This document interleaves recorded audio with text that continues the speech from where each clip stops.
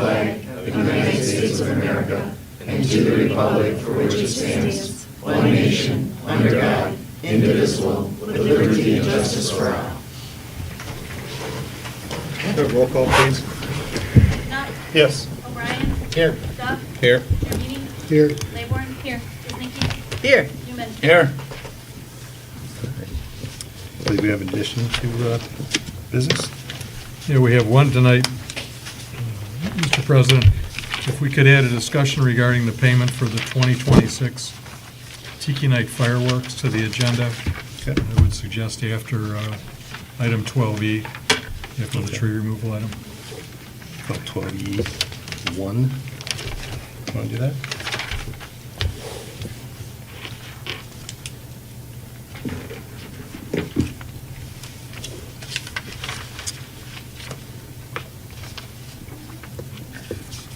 And that's the only addition I have. Thank you.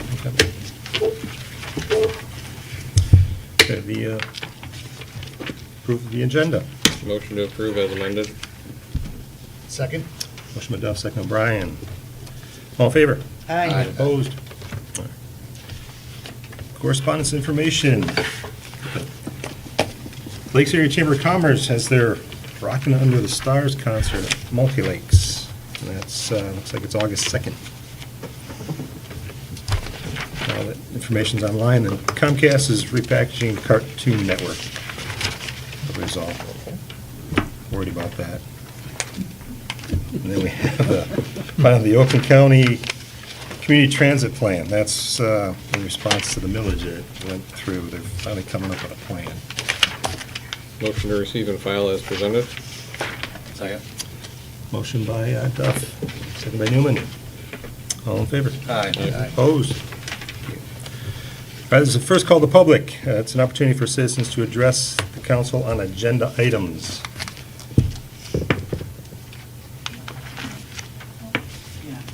Have a motion to open. Motion open. Second. Motion by Duff, second by Newman. All in favor? Aye. We're open. Good evening, Mike Dorsey, 2425 Brisbane, on behalf of my daughter. I just have a couple questions, or I need a status on the request for the additional sign at the BMX park in regards to no motorized vehicles allowed. We asked for that a couple of meetings ago, and I don't know if it got lost in the shuffle or if we're not going to do it, or so I'd like to know what that is. And I dropped off a document from Colorado State University that was given to me by Michigan State concerning the added weight on the tree roots at the BMX area. I just wonder if Mr. Gillum has shared that with the council and if there's been any determination on what that shows and what dangers are posed there to the trees. I also was approached by someone and they said that they realized that I'm against the BMX. So to keep the record straight, which I, Point of order, Mr. President. This is not an agenda item.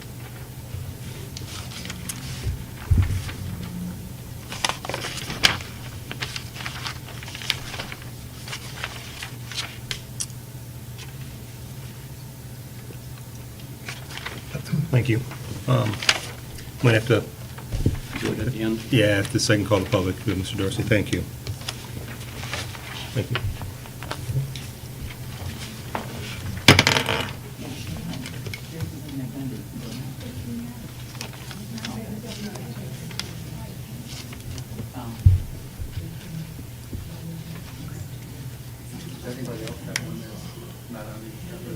That's it?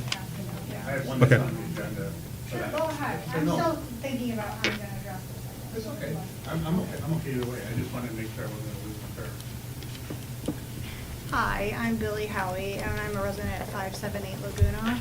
We're all new to this process, but we came because we saw the 510 Laguna property on the agenda for a nuisance abatement, and we were just wondering what the status of that property was, as it's discouraging the sale of my home, depreciating the property value. And we also want to know, how do we have another property, 540, addressed for the same problems? So, is that something that I just look on your website, or? I believe that is, where do you have that one?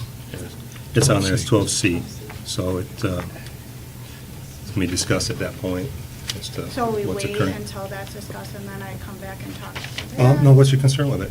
510, what is the status of that Okay. property cleanup, and that should the citizens expect that there's going to be some kind of major progress there?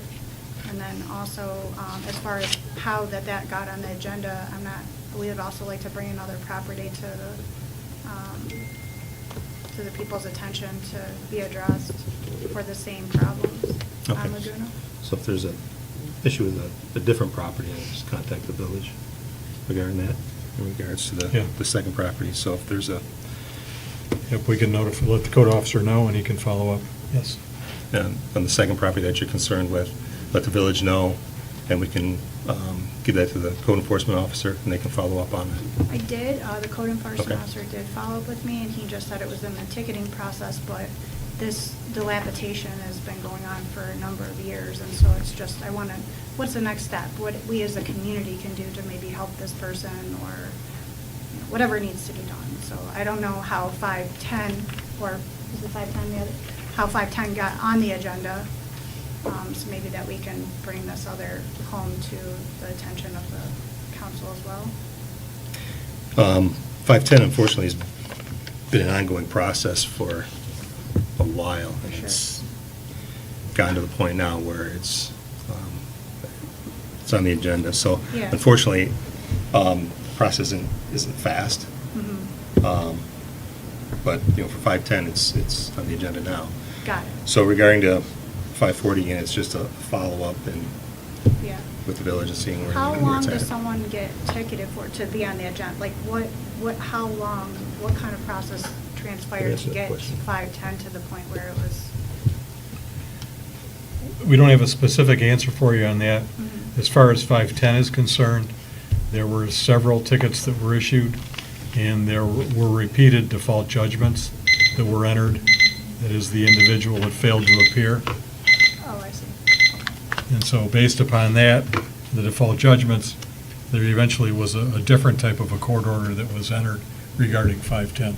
So How many tickets have to be distributed before it becomes like a court thing where or how many tickets is someone presented with before that it escalates? I guess. I'm just trying to understand the process of maybe how long I need to wait.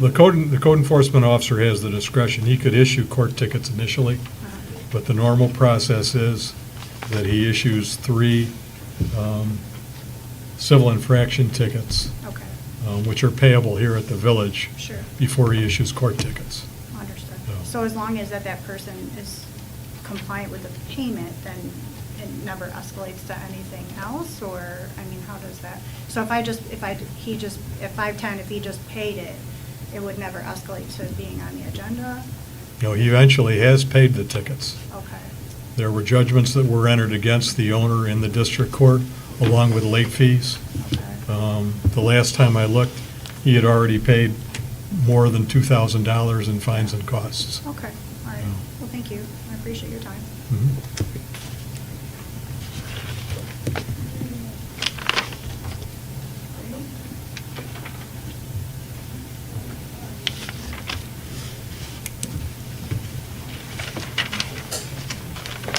My name's Tom Daly. I'm at 2377 Ventura. I'm here today to talk to item 13C.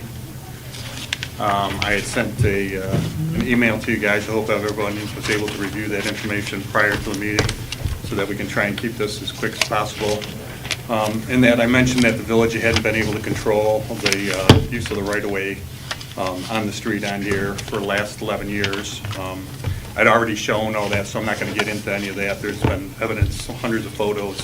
I will actually, though, submit a photo today of just last night where someone was parked for 20 minutes out directly in front of my driveway. I had to go around them on the way out, around them on the way in. Nobody was in there. in the vehicle itself. So it's still recurring, but that's not why I'm here today talking. The information I sent you was with respect to the actual design of the area, right? And it showed the dimensions of the driveways and how they interact, and how that was actually what was still creating a problem with the shared public property, regardless of whether or not, even if somebody's still, parking within the driveway itself, right? And that issue is still created regardless, if they're complying with parking on their driveway, they're still within 12 feet in front of my driveway, which doesn't even allow a mid-size or a standard size vehicle to actually completely back out of the driveway. So if it just happens to be that they park legally there, then there's still a problem. So this is why I'm continuing to ask the village to repave the area in conjunction with the TIA expert opinion, all the way to the edge of the right-of-way to the private property interface. That's why I keep asking, that's why I keep coming in. I know you guys didn't have anything last time. What I'd like to do, though, is ask the council to consider the following while they continue to discuss this today or in the future. I don't know if you're going to get to it today, right? And hope that they consider this in the context of trying to address the issue that they committed to correcting at the February work meeting. The first question is the issue really a potential impact on the rest of the roadway? Because the road, the problem itself was created when the right-of-way was changed from a shared public property to a private property. There's really no difference in the downstream parking load is today, or if it was changed back versus what it was 11 years ago when the right-of-way was completely open at that point in time. This was all but confirmed when only 3 of 30 contacted residents even voiced an opinion on the matter when we had our own meeting, right? And even since that meeting, 2 of the residents that spoke out, right? One of them called the police to complain about parking in front of their property, and another is put up cones to prevent cars from parking in front of their property, which they do every year because they're only here during the summer. So when they come back from Arizona, they're putting stuff out in front of their property. I'm not doing that, okay? It's hard to understand why they believe I should have cars continually parked in front of my driveway when they don't want the same at their properties. I'd like you to consider those things.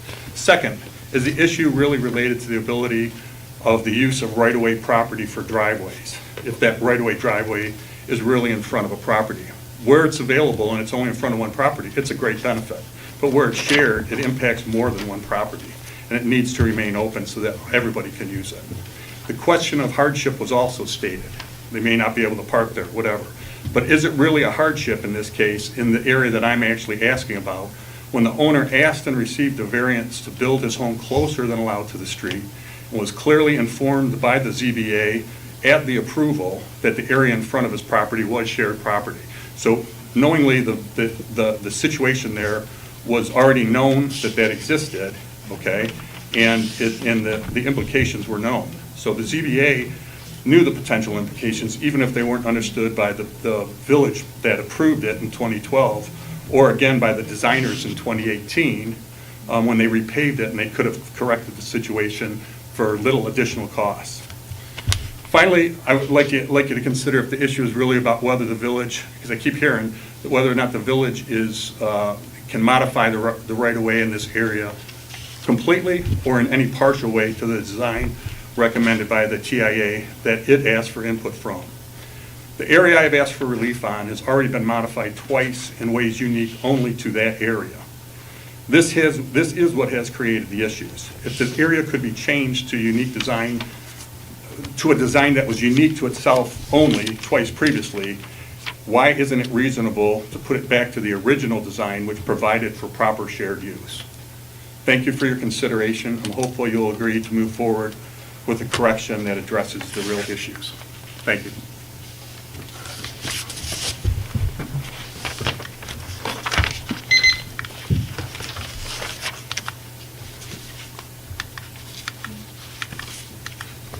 Mr. Daly, can you email your little written report to the?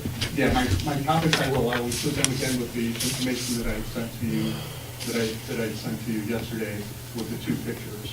Yes. And I'll even include the piece that I gave to Mr. McNutt also, Okay. because that wasn't in, that just happened last night after I sent All right, it. thank you. Be happy to. Sure. Chad Forster, 2361 Ventura Drive. I actually came to speak on one issue, but I guess I'm going to speak on another issue as well that has been a hot topic where I live on Ventura Drive. So originally, I had called Progressive Waste on a question this time, not necessarily a complaint, but a question regarding their hazardous waste program, which I was immediately put over on hold and was told that it would be an hour and 20 minutes before somebody could get to me. And I've experienced this before on a complaint about trash not being picked up. You know, so I thought, wow, this is crazy unreasonable, and they give you the opportunity to leave your name and phone number and so forth, which I did. I've done before, did it today. Calls are never returned, ever returned. Mr. President, point of order. What's that? Point of order. Is this an agenda item? I think you have Progressive Waste on the. Priority waste? Or, excuse me, Priority Waste, thank you. Priority waste. Excuse me. Yeah, it's, yep, Yep, that's so you're, All right, thank you. 10B. So I called Mr. Gillum to kind of share my frustration over the course of some time with Priority Waste. And ironically said, well, it's an agenda item, so come on in. So, you know, it seems unfathomable to me that you pay for a service as this waste service. And I've been in the area for 32 years. I'm not looking for an award or anything, but just a bit of experience I've had with the waste service. Never have I experienced anything like this, ever, close. Hiccups occur, and frankly, when GFL had it, they were great. They would miss a pickup, did somebody be out there that day? No issues. Priority Waste, you can't even get through to anybody.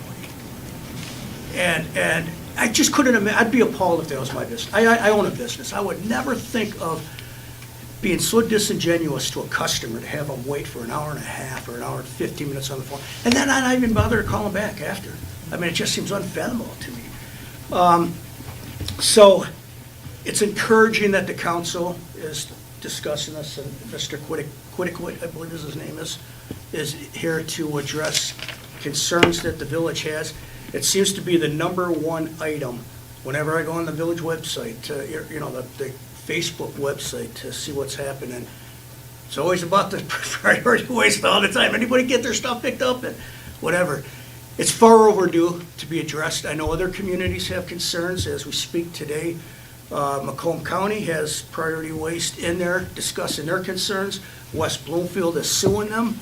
I don't know how the contracts arranged here, but it would seem that there should be a penalty if you don't provide the service that's being paid for. Further, I'd say that, you know, it's great that the council and so forth is bringing up the discussion, but, you know, we're the taxpayers dealing with this. I think we should have an opportunity to discuss with Priority Waste how they're going to improve their business. And it's not just Wolverine Lake, it's everywhere, right? So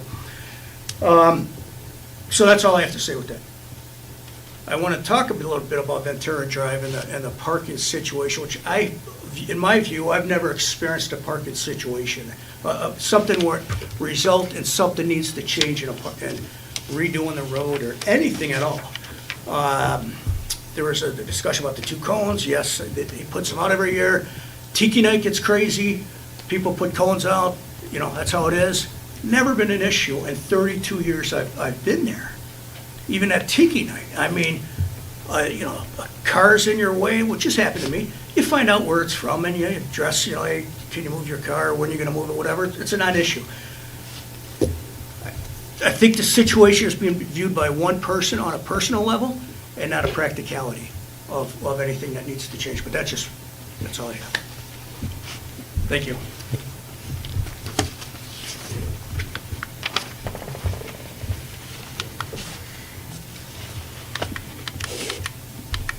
Anyone else with the first call? Motion to close? Second. Motion to close. Newman, second by Duff. All in favor? Aye. Opposed? First call closed. Great consideration of approving the following consent agenda. Motion to approve as presented. Second.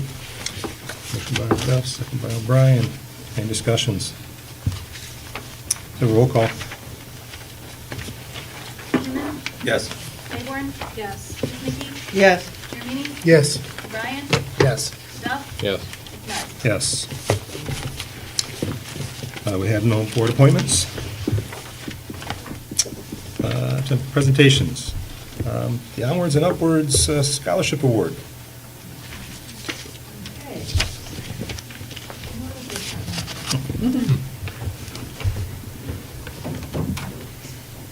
Good evening. So I'm Monique McGee, and I'm president of Onward and Upward Community Enrichment Fund. And I'm happy that I'm here today with Aaron, Mark, and Kathy, all of whom are also on the board and hardworking members of that organization. It is my great honor to be here tonight because I get to present to our 2025 Danny Latta Scholarship recipient her award. And before I do that, I want to just repeat, if you don't mind, because I do it every year, why we do this, quickly. And then I'll tell you a little bit about Jade. So Onward and Upward, our mission is community enrichment. And most people know us because we are involved in fundraising for fireworks, but we also fundraise for several other things, and we try to do and support all kinds of organizations that provide services that enrich our community. And we feel pretty strongly about the fact that one of the things that makes a community vibrant and wonderful to live in is that as many people as possible get involved in it, in whichever way they can. And so we like to encourage people to do volunteer work, and we like to highlight those that help in that work as much as possible, especially young people. So we offer scholarships to people that have contributed their own time through Parks and Rec or any other of the organizations within the community. And this year we have a very, very worthy recipient in Jade Grisdorf. I said it wrong after all that. Grisdorf. And Jade has for 4 years worked with Parks and Rec on the corn roast, helping in the children's tent and children's activities, one of the more difficult areas, I might add. And also has worked with 5K that the Parks and Rec also does. She has also volunteered with Commerce Library by starting a program to read to the children. And she works and volunteers with Hospitality House.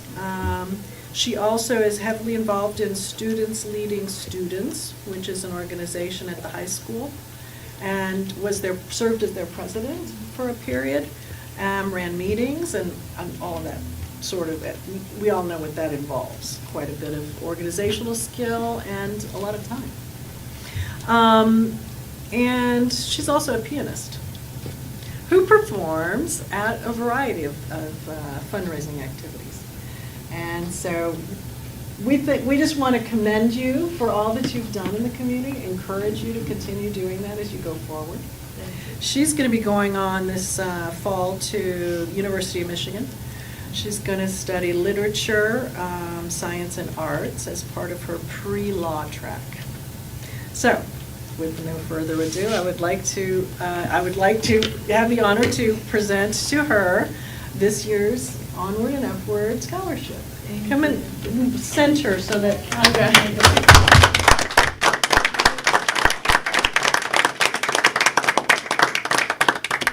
Here, how about that? Actually, I'm not sure. How is this? Anyway, here, you hold it.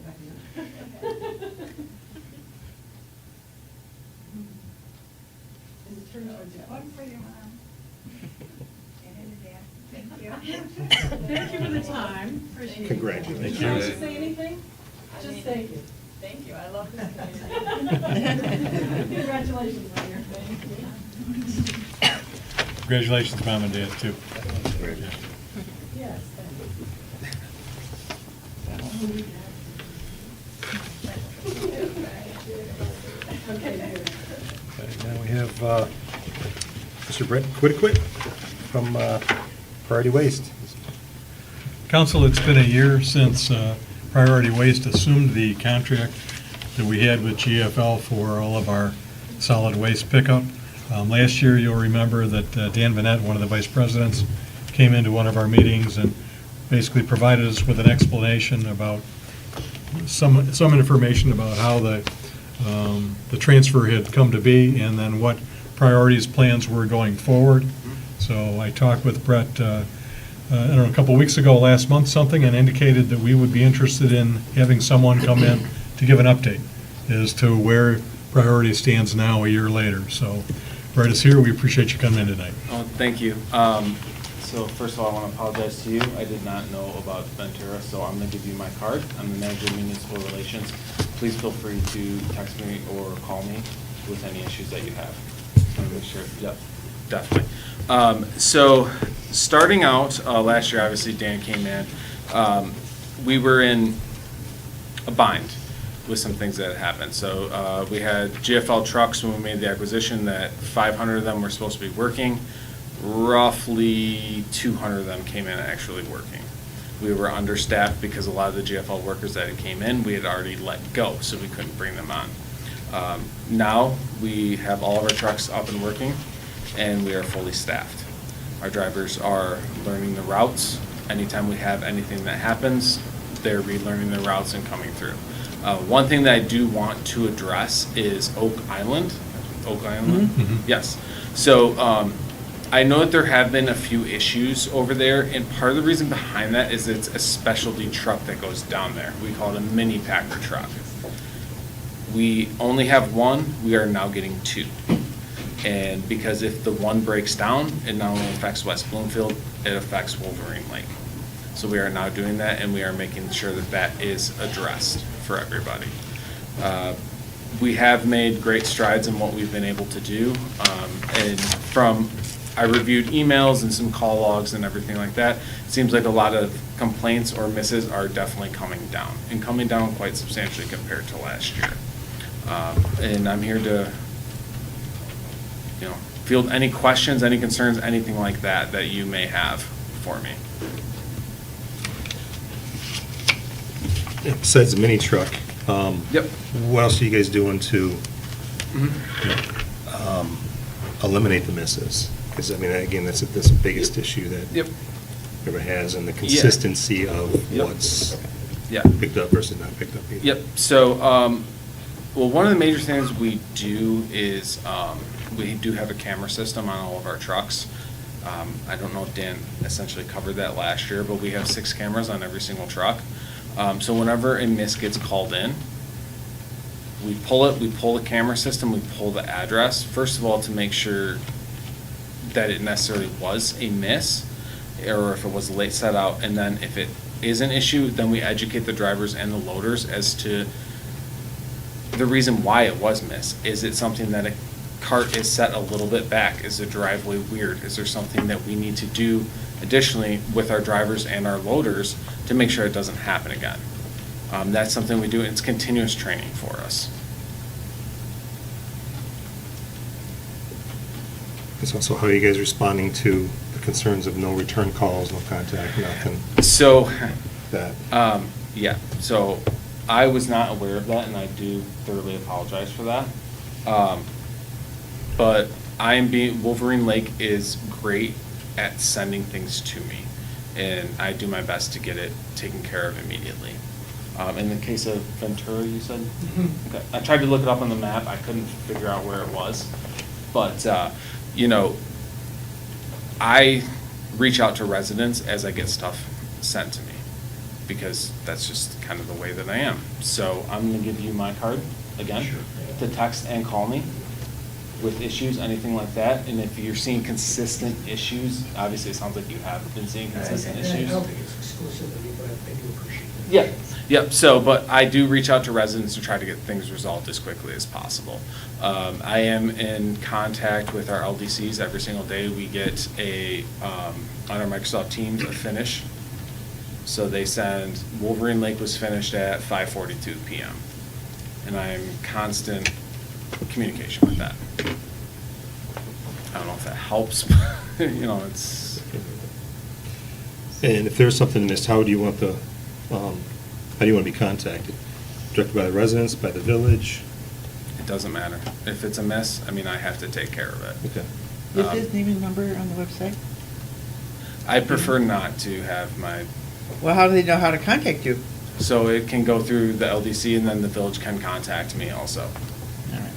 Because I do have almost 2 million residents, so if my Okay. phone number and stuff got sent out, it would be a tough time for me a little bit, but, yeah, no, so the village always contacts me, they Alright. really do, and they're very good about it.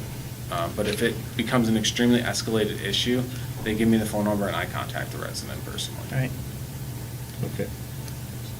So then, they call the call center, but they don't get a return. Yeah, They don't get a return call, they don't get a follow-up. yep. That's, So how, if they call back to that's when they call back to the village and the village gets hold of me directly, and I will take care of that. They're saying if so the resident's not getting the service that they feel that they're paying for, Mhm. to escalate it to the village and use our resources here to then pass it up the next level to you. I understand raising the level of an importance of a concern, Mhm. making it more noticeable to be addressed, Yeah, but it sounds like you take one more step out of that. You guys are definitely improved, yeah, but we have room to improve. yeah, So like streamlining that process, yep, not tying up one more Mhm. organization, Yep. might be a little bit better way to. yeah, yeah. So what we'll do is we'll, do you have portal access? Do you know? I don't believe so, no. Okay, so what we're gonna do is we're also gonna get them set up with what we call our portal access. So what that does is it actually, if someone calls into the village, it's a Teams chat directly with what we call our logistics driver coordinator. It's a team chat, so what it is it puts the address in, the issue, and then it shows what our person is currently doing. And then it says assigned to lead, let's say assigned to lead driver. Okay, that means it's gonna be, once it's picked up, it's marked completed. That way you know that it's been picked up. So it does take that out of it, and then it just becomes more of a Teams chat rather than anything else in that. So it's something that we do have the technology now to utilize, and I think that's something that we definitely need to get set up. Can I just say one thing, and that is, we're taking the phone calls upstairs. Generally, the residents call us first. It's what they've done the whole time Mhm. they've lived here. Yeah. And we've already always been the one to call the supervisor and say, will you run over to blah, blah, blah, and Yep. pick up their trash, Mhm. or whatever. And so it just introduces a level of frustration for our Yep. residents if Mhm. they have to call us, and then we say, well, we can't take your complaint. Yeah, Call this call center, the call center doesn't call Yep. back, and then saying, well, then you gotta call us again, and then we will contact. It's Yep. just, it's a layered Yep. frustration for them that, yeah. No, I understand, and that's why we'll get you set up with the portal access. We'll set up a training and we'll get a sign-in, everything, a login. And then, so you take those calls and you immediately put them in, and then you see live time on exactly what we're doing about it. So received, assigned to lead driver, completed. If there was an issue, let's say it was a late set out by a resident, we will have a video and a picture showing that it was set out late, and we probably will not be returning because it was a late set out. right? Yeah, so we will make sure to get that done immediately for you. Brett, so just so I'm clear, because what you're talking about sounds a little bit different than what Dan had talked about Mhm. when he was here before. Yeah. Because when Dan was here before, he specifically asked that we have the residents contact, either by phone or by email, you guys directly initially.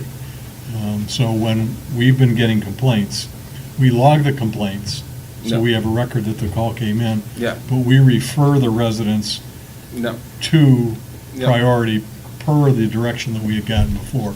Yep. So, just so I'm clear, and so Yep. my staff upstairs Yep. is going to be clear, is that still what you would like us to do? Or when we get it, do you want us to be the ones initially making the contact the priority now? so the nice part about this Microsoft portal that we do is that it's automatically logged. If you put the complaint in, it's already automatically logged, and you can actually filter it by date now. So you can filter it by date, and you can filter it by address. So it's automatically logged for you, and then it's an automatic, so it takes away from the resident, from you telling the resident, oh, contact priority waste. You are automatically contacting priority waste. And these portals are something that I check in every single night to make sure that the stuff that came in is taken care of.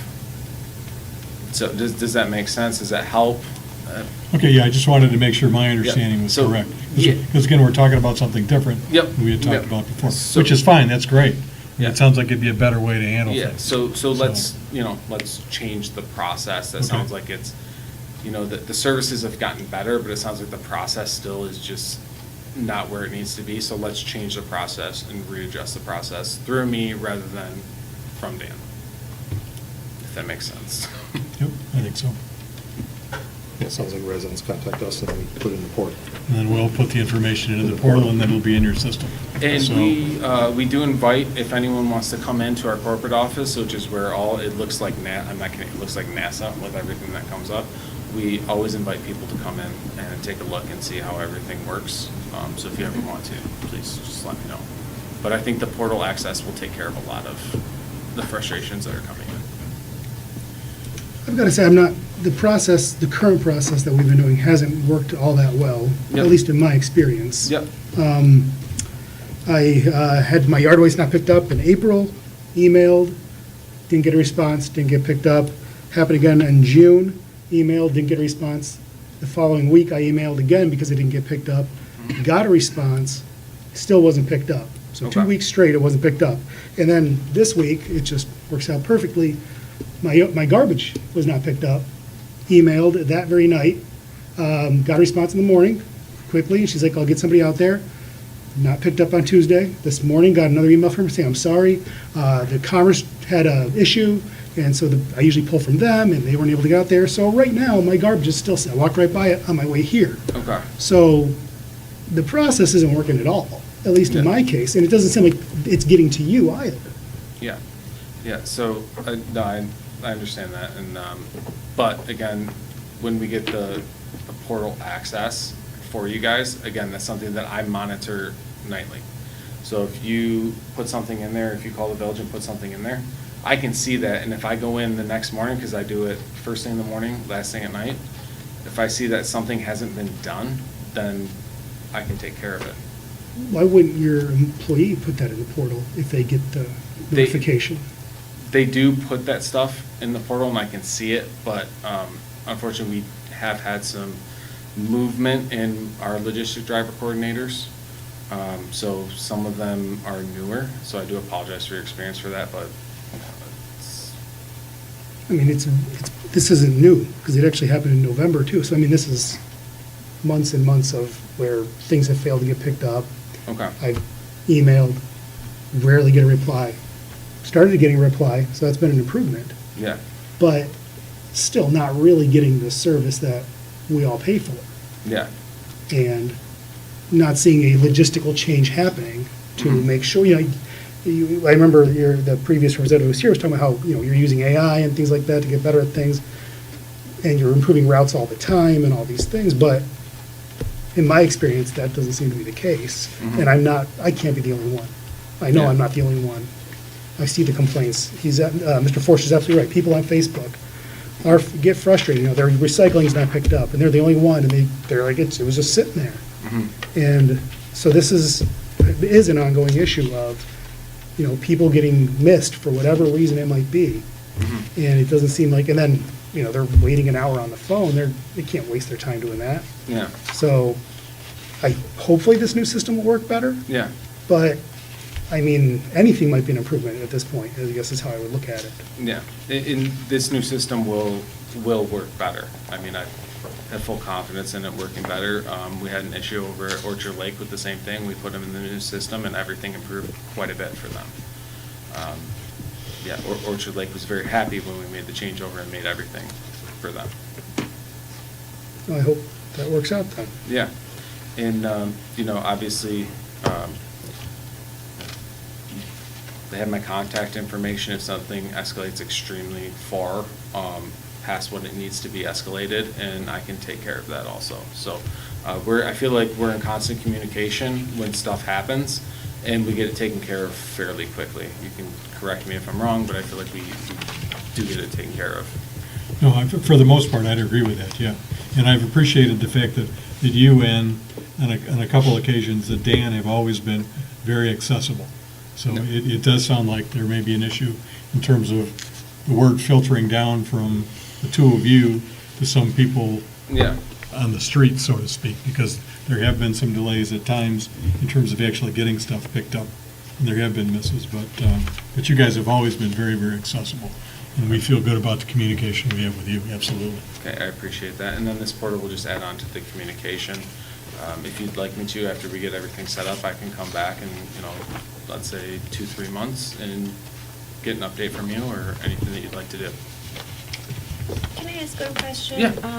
The model that Waste Management used to use was they had a supervisor in the area Mhm. where all the trash was, and that was really effective. We, Yep. the secretaries upstairs had a good rapport with that person. Yep. They popped in once a week. Yep. They could go through all their lists that they hadn't texted or called them about. And is there any chance Priority would go back to a model like that, where there was one person in the area, wherever trash was, that? Yeah, so that's what we use our LDC's logistic driver coordinators for. So they actually have GPSs on every single truck. So they are live tracking every single truck. Mhm. And they also have the cameras in every single truck. 2 in the front, 2 in the back, 1 in the hopper, and then 1 in the cab.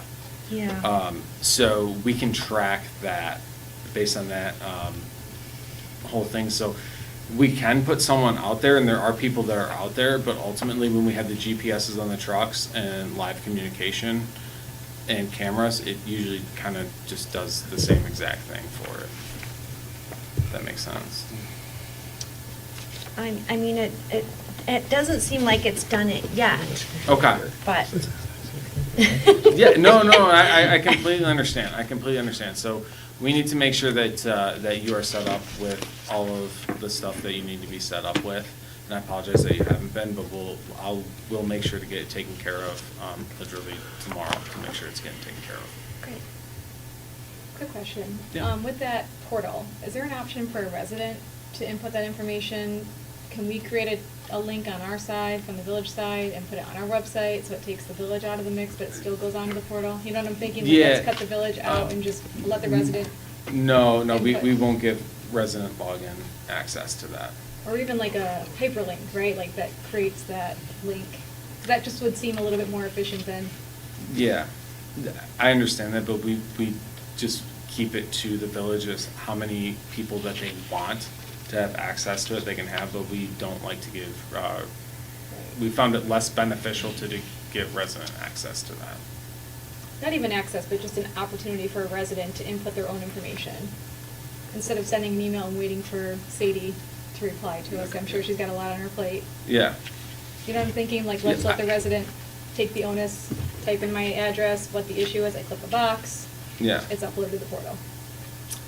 So, no, we won't really do that. That's not something necessarily, we found that to be less beneficial, to do that in previous communities.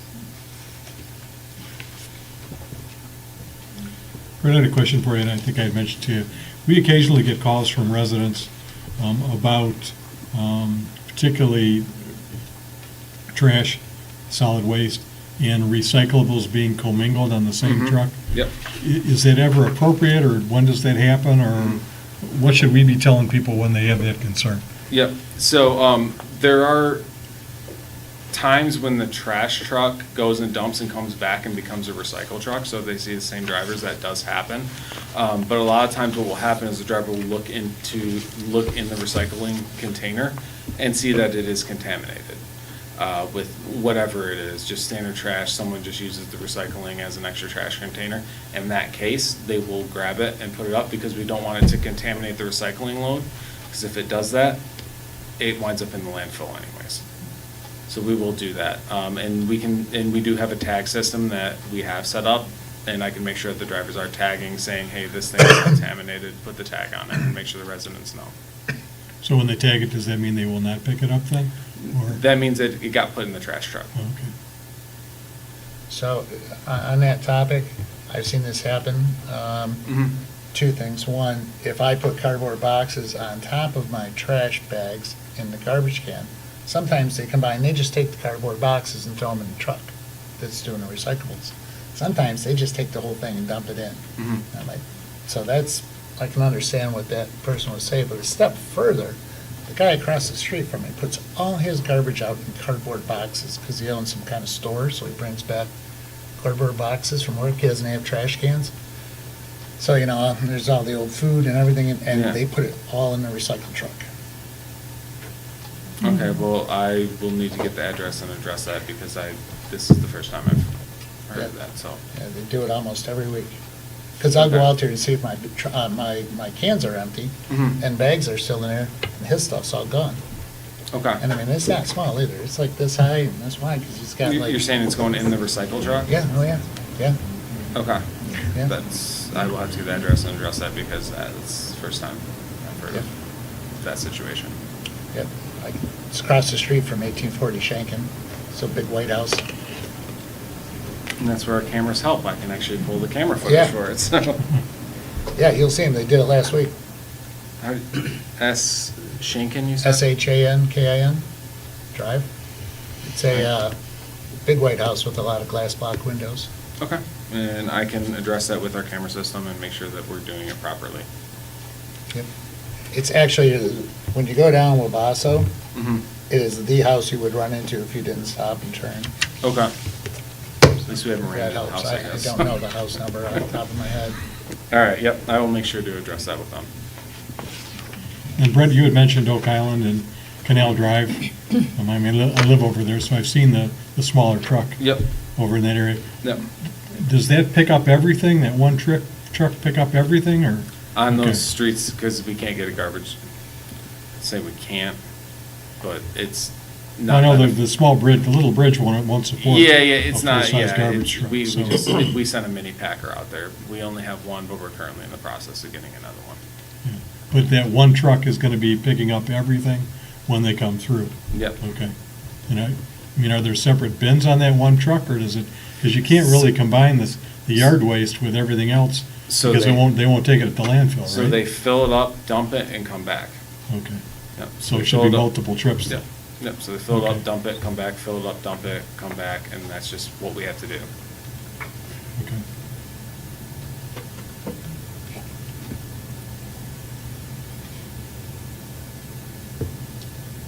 Anybody else? Just one last question. So I think Phil just mentioned, like, maybe our residents aren't quite sure how we can be best partnering as customers Mhm. for priority. I mean, do you have like a FAQ, best practice? This is Yeah. how we would love to see Yep. your recycling package, your garbage package. Yep, so. Is that like on your website? Should we be? So I can send a brochure Yep. Directly to the village, and you can put it up wherever you want to put it up, and we will make it specific to Wolverine Lake. That'd be wonderful. So it'll have a calendar, it'll have, what can be recycled, what can't be recycled. Okay. It'll have, make sure that your recycling container and trash container aren't next to each other, that they're, Yeah, a little bit further apart, so I can definitely do that and send it over for you guys to post. that'd be great. That'd be great. Good idea.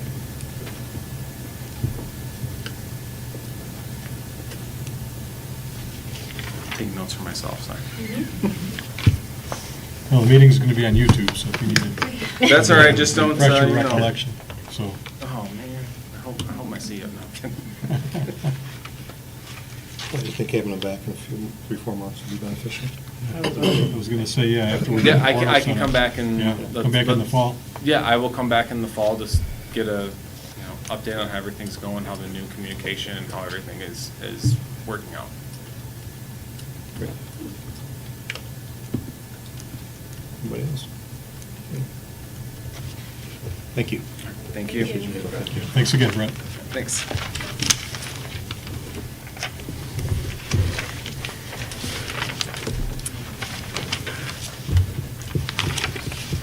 All right, 10C. Recommendations and updates from Mr. Powell, who's not here. He does have one pay recommendation that he had mentioned the last time he was here. If you recall, at our last meeting, we had released the retainage to Hutch from last year's road improvement project. He indicated as part of the punch list, there was some additional work that had to be done that was not covered buy the retention before, so this is the shoulder work that's referenced in his letter dated June 26th. His recommendation that we make an additional payment to Hutch in the amount of $1,072.50, and that would completely wrap up all the work related to last year's road improvement project. Motion to approve as presented. Second? Motion by Duff, second by Brian. Any discussion? Oh, roll call, please. O'Brien? Yes. Jeremini? Yes. Kuznicki? Yes. Knut? Yes. Duff? Yes. Newman? Yes. Laborn? Yes. And we have no public hearings. New business, Parks and Rec Board recommendation, release $400 for Tuesdays in the Park. Motion to approve $400 for Tuesdays in the Park. Second. Motion by Duff, second by Newman. Any discussion? Roll call. Jeremini? Yes. Knut? Yes. Newman? Yes. O'Brien? Yes. Kuznicki? Yes. Duff? Yes. Laborn? Yes. B, Zoning Board of Appeals recommendation, request council to accept Mitchell Tarango's resignation. Motion to approve as presented. Second. Motion by Duff, second by Newman. Any discussion? It's a roll call, please. O'Brien? Yes. Newman? Yes. McNutt? Yes. Jeremini? Yes. Laborn? Yes. Duff? Yes. Kuznicki? Yes. So we'll see, nuisance abatement for 510 Laguna. Council, we've already had some initial discussion on this tonight. As President McNutt had indicated, this is a longstanding issue in terms of blight on the property, specifically with a large amount of junk and debris that's been in the backyard. There have been numerous tickets that have been issued to the owner, most of which have resulted in a default judgment and the assessment of thousands of dollars of fines and additional late fees on the tickets that have been paid, surprisingly. But the junk and debris has not been cleaned up. So given the fact that this has been such a long-standing problem, we finally were able to go to the district court and get an actual order that would allow us to enter onto the property and clean up the junk and debris ourselves, or to have a contractor do it more in reality. Then bill the property owner with the understanding if the property owner does not pay the bill, then we have the ability to roll over the cost of the cleanup onto the property taxes, much as we would with a special assessment for any other improvement on the property. So we've allowed additional time above and beyond the time that was allowed in the court order to give the property owner the benefit of the doubt. The junk and debris has still not been removed. I saw quotes from 4 different contractors, 3 of whom responded. The low bid was an estimate of $500 from Trash Panda Junk Removal to come in and remove the junk and debris. At this point in time, my recommendation is that council award the contractor accept the proposal from Trash Panda to remove the junk and debris from 510 Laguna Drive. We'll have to coordinate with the code enforcement officer. We will also have a police officer standing by during the process to make sure that there aren't any issues. We'll have to coordinate with Trash Panda's schedule, but I would expect that we ought to be able to have everything cleaned up by the end of the month. Motion to approve the $500 for Trash Panda to remove the blight at 510 Laguna per the judgment. Second? Yeah, motion by Duff, second by O'Brien. Discussion. I had a question. It's actually for Chief. Is this an opportunity to us to engage like Turner Smith to see if maybe his skill set might be able, just in a broader sense? It is a possibility. I can mention it to him. We stopped by today. Had I known that, I could have mentioned it to him. I don't know what the exact issue is with the resident there. I know that he's paying his bills, he's paying his fines. He just, when I had, my last contact with him last year was he just had some health issues, bad back and some heart, and so that's that kept him from taking care of his lawn, but I can contact Turner and have him stop over there, and if he's willing to sit down and discuss something with us, or if there's a way that we can help him, then I'll send Turner over. Sure. Yep. The only other comment I would make too is that all the tickets that he's been issued over time and all the default judgments, the late notices that have been issued by the district court, we have never had anyone contact us, either the resident or anyone in his behalf, explaining why the problem hasn't been taken care of. This is really a last resort for us. We prefer not to have to do this, but something's got to change.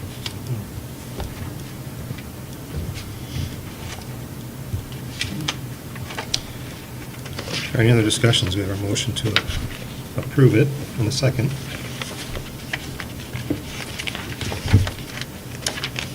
Roll call. Jeremini? Yes. McNutt? Yes. Newman? Yes. O'Brien? Yes. Layborn? Yes. Kiznicki? Yes. Duff? Yes.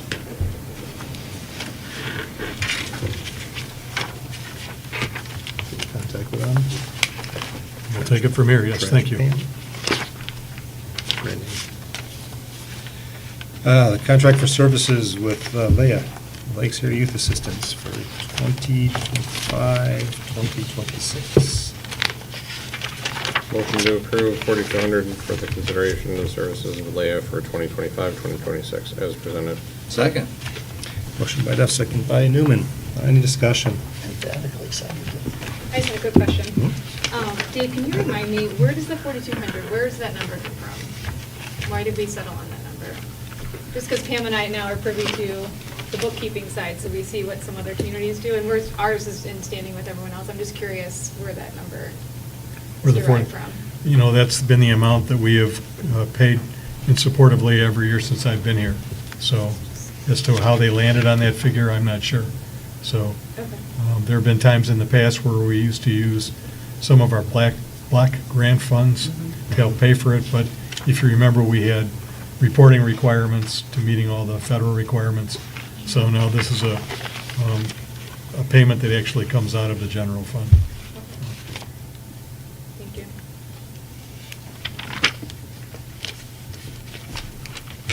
Any other discussion? Have a roll call, please. McNutt? Yes. O'Brien? Yes. Duff? Yes. Jeremini? Yes. Layborn? Yes. Kiznicki? Yes. Newman? Yes. All right, E, tree removal for Winghampton. Tree come down for the storm. Yeah, and actually, Council, the amount of the quotes that are contained in my memo from last week, the amount may actually be a little bit less, because unfortunately, one of the trees did fall while we were in the process of getting estimates and getting the proposals in front of you for your approval. But we would still recommend that we move forward. Motion to approve the proposal from Miller Tree Service, not to exceed 9,000, with the administrator's discretion if the bid comes back lower after the tree fell. Second. Second. Motion by Duff, second by Newman. Any discussions there? I had a few questions. Mhm. Oh, did you have to go? No, I was just gonna say, I have no idea, shame on me, but where Winghampton Avenue is, so is this village property? It's trees that are located within the road right-of-way, yes. That's what I want to know. Thanks. So let's just, for conversation, we're talking 9,000, it could be a little bit less. That is technically a third of our budget that we've approved for the 25-26 budget year. I mean, how many trees are we removing with this $9,000 bill? You know, I don't have an exact number. Andy and I walked Winghampton over there after he had initially marked the trees, and there were a number of them. And it's more than just one or two. It's many trees. And some of them they would be taking down entirely, and other ones they would just be trimming back some limbs that are either hanging over the roadway or appeared to be a particular risk. The other comment I would make is, we specifically put some money into the budget for tree removal this year, and you're right, this would be a bigger chunk of that money. But we also have money that's rolled into some of our road funds, and road accounts for other tree maintenance within the road right-of-way. So while this is a big chunk of the money that was specifically earmarked for tree removal, we do have other funds that will be available, other budgeted funds will be available in addition to the funds we're talking about here. I think that's correct, isn't it, Jennifer? It is, because we have local roads and major roads, and so with Winghampton being, is it a local road? Yes. Okay, so that's of the local roads. So there's also tree money in the major roads. It's $10,000. Yeah, Yeah. and so, and that's what, between Andy and the administrator, they look at the trees that need to be done, and they look at their budget, and then they do what they can with what they have, so. And then, if for some reason there's an emergency tree, then, they come to you and ask for more money. Were these trees part of the Davy Tree Service identification process, or was this? They were Deep Chevy? they were part of the tree process, but they weren't trees that were marked as being hazardous. They've just gotten that much worse since Davy did the inventory over the last 2 years.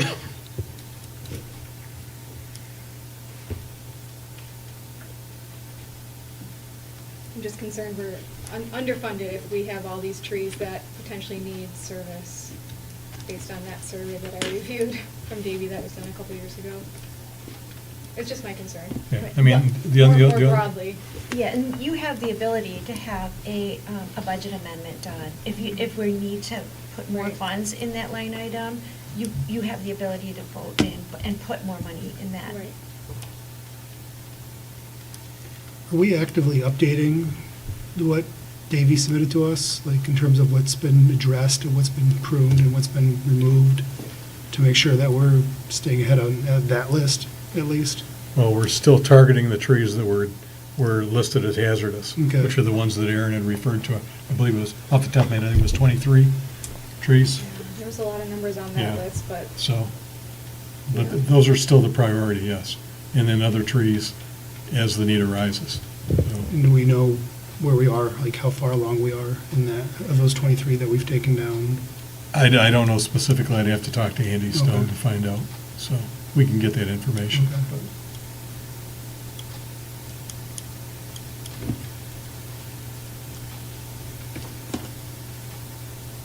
The only other alternative would be, I suppose we could go out and we could get estimates for every single tree that's on that list, although it would be a substantial amount of money, more than what we have budgeted. So I guess from our perspective, we didn't envision doing all those trees all at once. It's going to be, one step at a time type thing. So, and by the time we got done to doing the last couple trees, the bids would probably be no good anyway, so. But right now, to be perfectly honest, we're playing catch-up for a lot of years that the village didn't do much to take care of the trees in the village, so.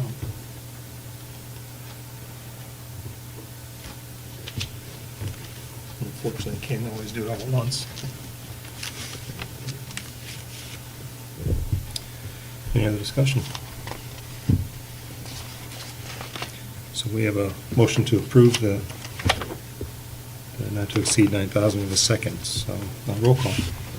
Newman? Yes. Claiborne? Yes. Kiznicki? Yes. Jeremini? Yes. O'Brien? Yes. Duff? Yes. McNutt? Yes.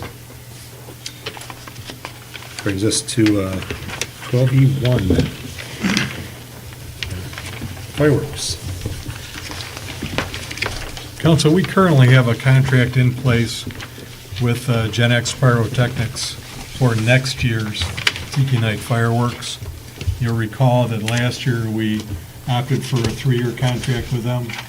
And then in addition to the 3-year contract, we also paid a deposit to lock in the date of July 3rd for not only at that time this year, but next year in 2027 as well.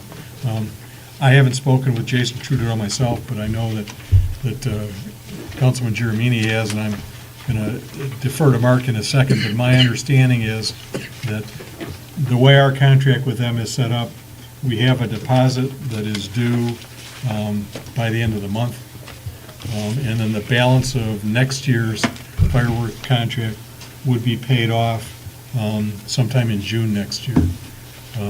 As I understand, Jason has asked if the village and Onward is Upwards, which helps support the fireworks, would consider making the payment sooner, the entire payment sooner rather than later, to allow him to go ahead and put the order in for all of the fireworks for next year to, number one, avoid potential supply issues, and number two, to, who knows, avoid potential tariff issues as well. So that's my understanding. Mark, I don't know if there's anything else. That's pretty much what he said, just this way he can get the same pricing that he got for this year's fireworks and avoid any potential delays in terms of shipping and any potential geopolitical tensions that might arise or price changes that might occur. Currently, suppliers are eating most of the tariffs that are in place, and so is Gen X and some of these other companies, but that may not be sustainable if things continue to, tensions continue to increase, or if something else happens in that matter. So this is a way to get ahead of it, get it all ordered, get it all shipped here. They have the space, they have the warehouse for it, and that way we're all good to go for 2026. So we're not talking about paying anything additional, anything above and beyond what's already been approved, what's already in the contract. But this is a way of paying now rather than later to try to make sure that we get basically the same thing we had this year, next year. So I think the motion would be to authorize an earlier payment of all of the amounts owed to Gen X Pyrotechnics for next year's Tiki Night fireworks display. Motion that we pay Gen X Pyrotechnics the sum $15,000 now rather than later. Second. Motion by, second by Jeremini. Any discussion?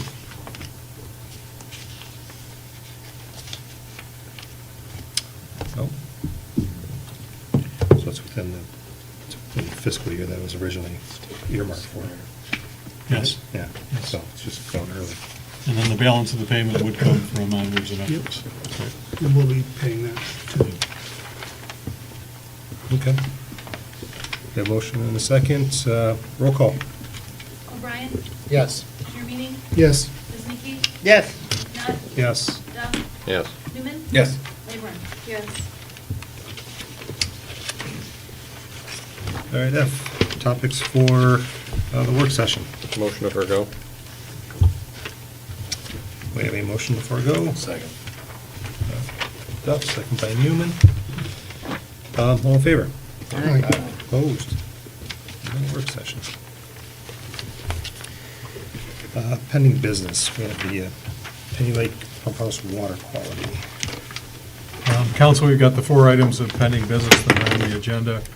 As far as the Penny Lake Pump House water quality, I don't have any additional information. I think Andy Stone is still gathering information about proposals for alternatives to some of the improvements that we had discussed. So possibly next month, but again, as soon as he has all the information that we're looking for, we'll get it back as an actual business item on the agenda.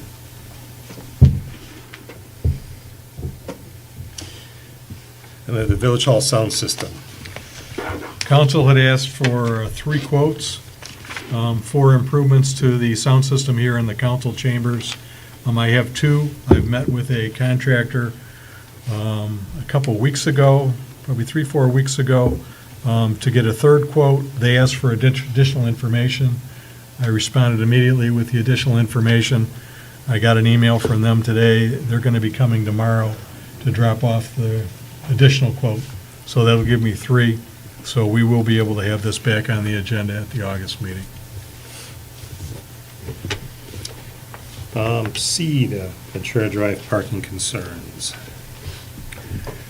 I don't have any additional information unless council has any questions or any points they want to discuss. And I have nothing new.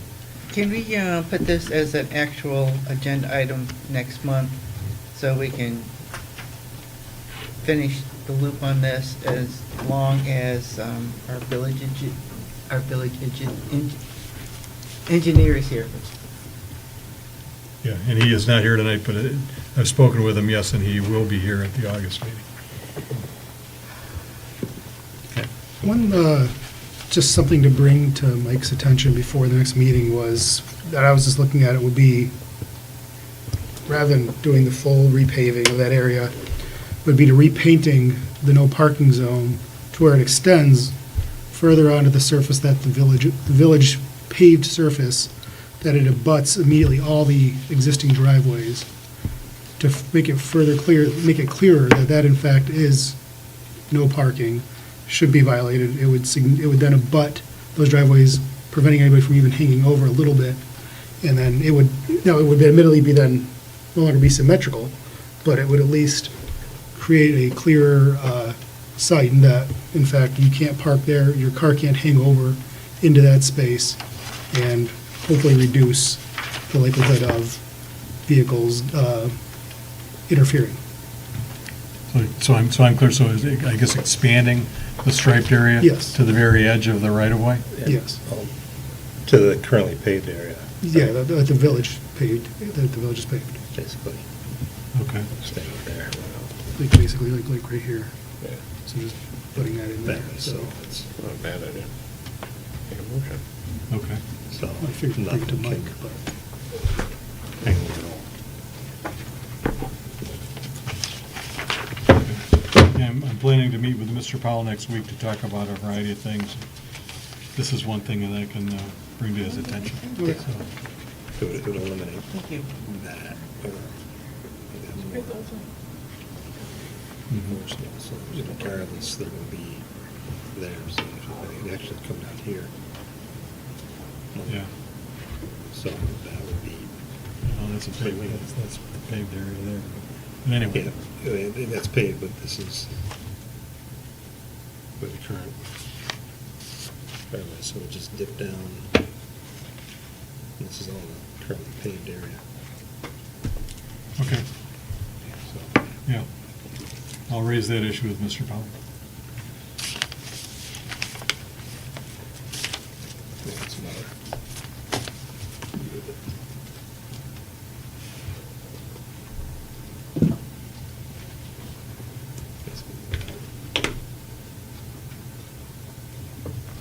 Keep that. Yeah. Thank you.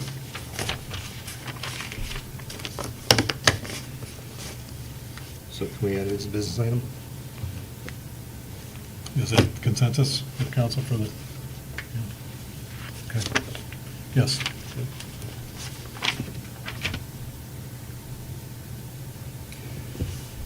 We have the Claire Miller Park Sports Courts. Yep, and Mr. Powell and I owe you a report about the surface coating on the sports courts at Clara Miller. And again, I would anticipate we'll be able to have that for you at the August meeting when he will be here, so.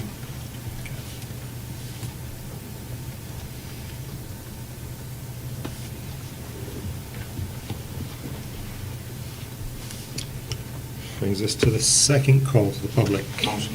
Second. All right, it's for residents to address council regarding village business. We have a motion by Newman, second by Duff to open. All in favor? Aye. Opposed? Are open. My name is Mike Dorsey, 2425 Brisbane, on behalf of my daughter. I stopped in to see if I can get a status on the request for the additional sign at the BMX area for the no motorized vehicles allowed. There's one corner there when you come off of Connecticut onto Brisbane as you head towards that area of the park that some of them use to cut in there. It is way down. Very seldom is there any motorized vehicles on there now, but it's one area that does not have a sign. If we could get one there, it'd probably be helpful. And to see if there's any results from the Colorado State University document that I gave to Mike Paul and to Mr. Dillon last week that was recommended to me from Michigan State in explaining the problems with stacking soil on the roots of mature trees. And I just wonder if you were able to share that with the council at this point, or if you have, what kind of results come from that. You know, I'm not a tree expert, but I've been involved in situations where these trees have died from things like that. Looking into this, I mean, there's a lot more to it than just the weight of it. You know, obviously the problem of the water running in opposite directions from where it used to, but there's also an oxygen level that's decreased tremendously by putting anything over a few inches of soil. I mean, I started to read this and I thought, well, that's above my pay grade, but it looks to me like this could be a problem, could cause trees to die in there. You know, I talked to some different people that said, well, usually only if it's up real close to the trunk. Some of the recommendations from that study that was done by Colorado State recommends that if possible, it shouldn't even be done wider than the drip edge of the trees in order to keep these roots from suffering. So it's something I'd appreciate if you take a look at and see if we can do something about this. I was told by a resident that they realize that I'm against this BMX track here, and I just want to state for the record again that I am not against this BMX track. I've been a bicyclist most of my life. I still ride, and I'm almost 80 years old, so at the previous meeting, I said that I think it was a pretty cool idea. I'm just not so sure that that's where it needs to be. But I want this on the record. And I was told by another resident that I should have brought this environmental info to the council in the beginning, and I agree I probably should have. However, through all of my years dealing with municipalities and that, I've always left this kind of business up to the council. You're here to take care of the residents and that. And I don't think there was any malicious intent in this thing at all, but I don't think there was enough information gathered prior to placing this. You know, this should all be part of the environmental impact statement that I mentioned at one of the other meetings that I spoke at, where we need to require whoever's doing these impact statements to have, there's a lot of things involved in an impact statement. And it would have probably picked this up had that been done, but, you know, it's not very often you probably go in as the council and do anything around the base of trees, you know, other than clean them up and so on and so forth. So I would appreciate it if you guys could take care of that. Anybody have any questions for us? Thank you. Question? Thank you.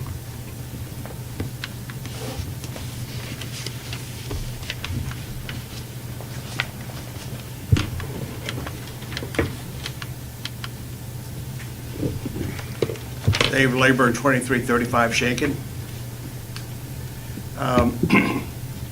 The chief said that he talked to the administrator and the council members concerning my interpretation. He put your interpretation, which it was implying me. Actually, that's the DNR's interpretation. That's what they have down. And report of violations, if you believe riparian rights violations is occurring, you can report it to your local police department or the state police, providing documents like photos, videos, and helpful.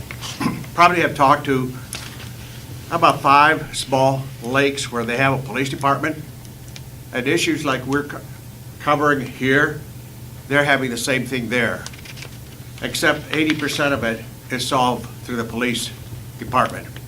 All they're doing is looking at the document. If it's complicated, they don't touch it. If it's as easy as ours, they take care of it. Okay? Then we sat down with the chief, we talked about it and so forth, and all of a sudden, this gentleman puts a big dock in the park. Again, according to DNR, he has no right to go in there. We're not through this. So I've contacted a few small lakes and so forth, got some information, and some things are going to be coming Then I asked Memorial Day and weekend as far as police coverage of the lake. I only saw the police boat once Memorial Day. Went down to Benstein, Penny Lake, and out, and that was it. The rest of the week, we had people riding throughout that lake, 8 o'clock at night, 8:30 at night, quarter to 9 at night, jet skis and so forth. We never had that kind of a problem. We always had a police officer stay until 8 o'clock. That way people got it out of the system and they caught them before 7 or 7:30 and 8 o'clock. Then I requested if I could have a copy of who worked Memorial Weekend so I can see the schedule they had. They tell me this is their schedule, but who worked, but it looks like more of a schedule for me. And I don't know who the officers are or the times who worked that day. We always had one person or two people that worked the lake. So we knew, and he knew, the people on the lake. We gotta stop these police, these boats going out at 7:30, 8 o'clock, 9 o'clock, and so forth. The other thing I wanted to say is, when I was on the council, I did something that we did in our corporation. Anytime we had people quit, we did an exit interview. And I started it here with a lot of the people are not too happy about it. But the police was mostly verbal to me. They didn't want to put it on paper, police officers. But the office girls would put it down since they were leaving.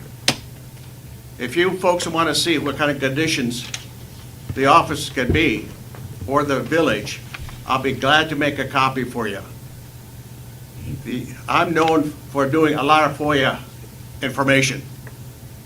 That's how I got the village to go with Oakland County sheriffs, because I checked how many calls we were getting all night long, and we weren't getting any. So why spend all that money to have somebody set up there?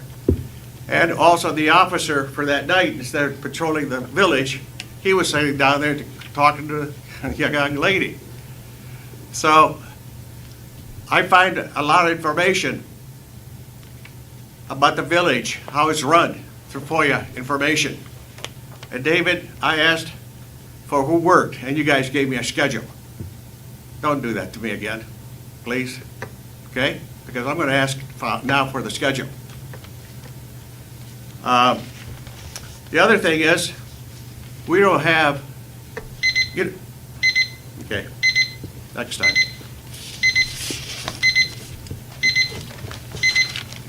It'd be nice to have system working next week, or else we could buy one from Walmart and put it down here.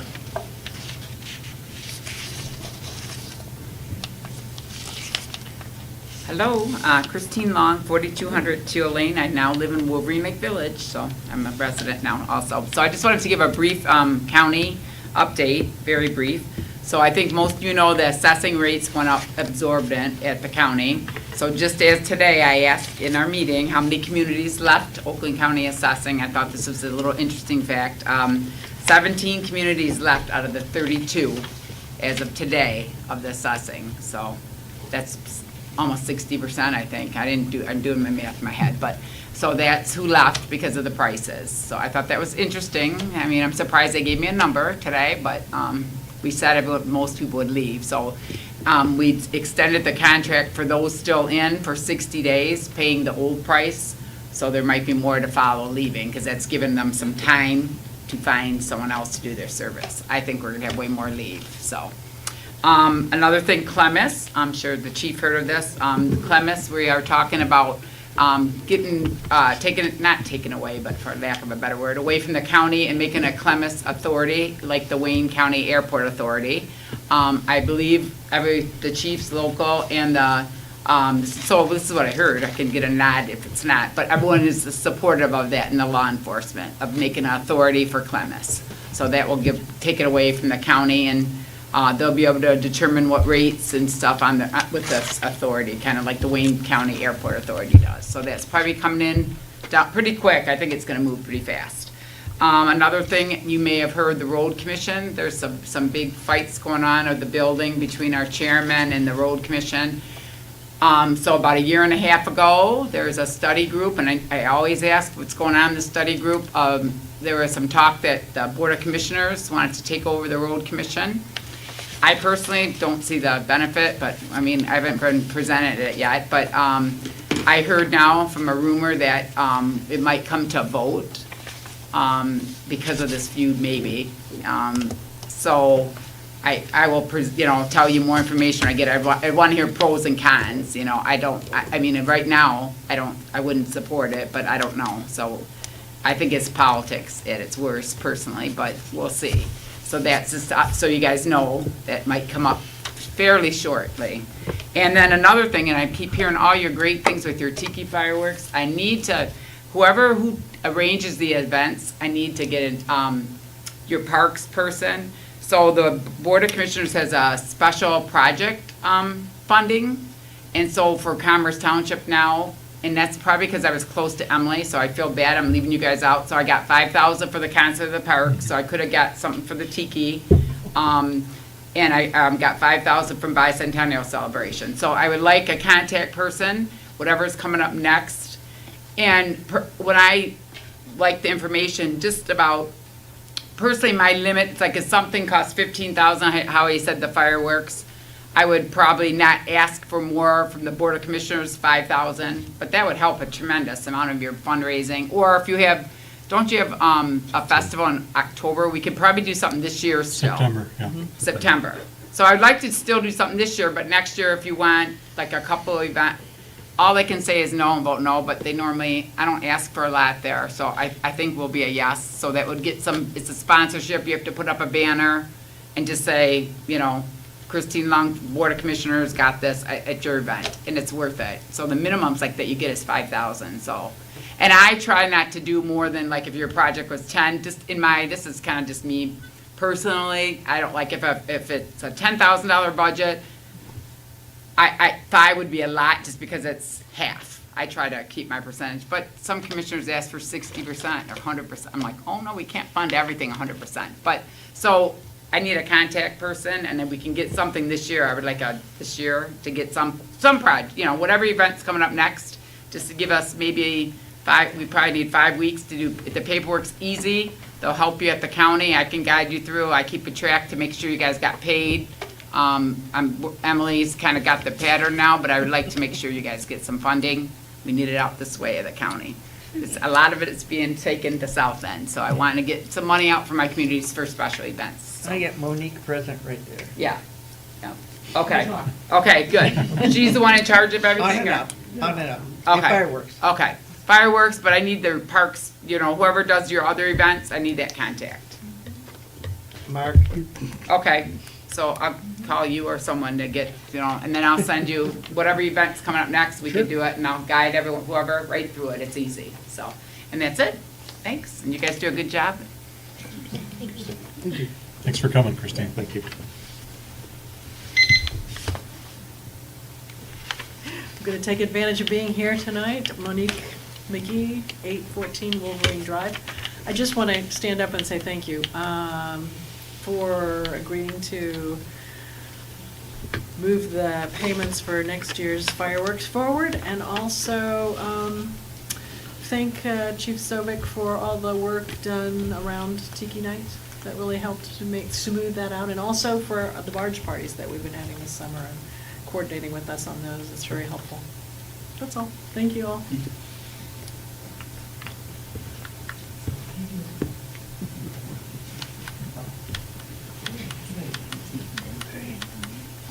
No. Dave Renwick, 685 Amenia.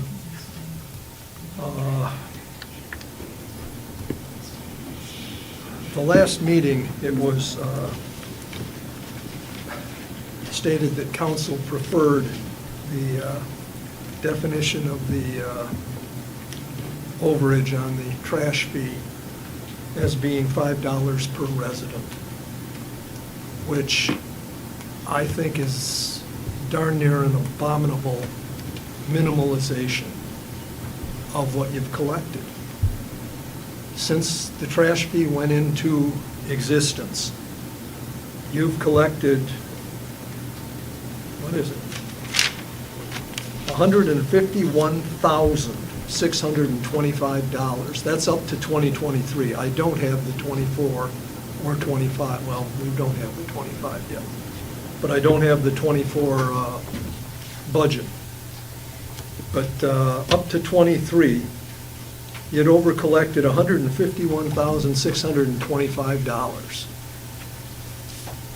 That, where I come from, that doesn't figure out to $5 a person. I realize this is trifling, but it figures out to $7, not per person, per household. It's not per resident, it's per household. The average household in Wolverine Lake has 2.5 people in it. So it's not per resident, as was said, it's not $5, as was said. But the fact that it's $151,000 at this point, 151.5, probably more, that's unfair to the people. That's not fiscal responsibility. If I had a business and I found that somebody had taken $151,000 out of it over even 13 years, I would be concerned. I would be real concerned. And as a tax-paying citizen, I'm real concerned that $151,000 is pretty much unaccounted for. When you get your audits, that $151,000 ain't in there, in my opinion. I don't see it. So I would ask that some credence be given to that. That's half of a year's trash collection. Right now, half of a year's trash collection should be sitting there ready to be put into trash collection, and it's not. I just got my tax bill. Yep, it's there again, $200 and some odd. And it's not right. It's just not right. Thank you very much.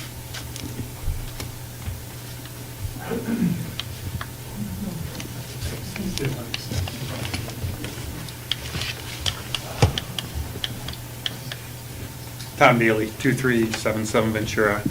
First, I'd like to address the statements that were made by the Ventura resident earlier today.